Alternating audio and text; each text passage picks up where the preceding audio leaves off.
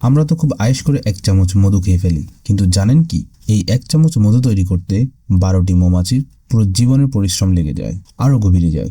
মাত্র 500 গ্রাম বা আধা কেজি মধু তৈরি করতে মৌমাছিদের প্রায় 20 লক্ষ ফুলে বসতে হয়। আর এর জন্য তাদের যে পথ উঠতে হয় তা দিয়ে পুরো পৃথিবীটিকে 3 বার ঘুরে আসা সম্ভব।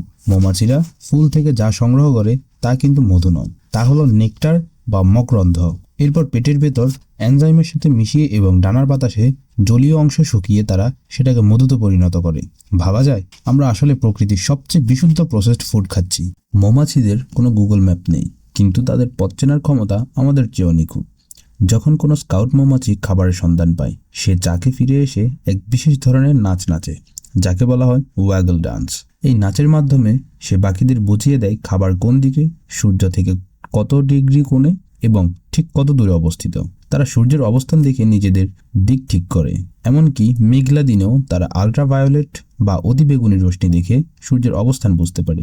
বিজ্ঞানীদের মতে এটি প্রকৃতির অন্যতম জটিল ভাষা।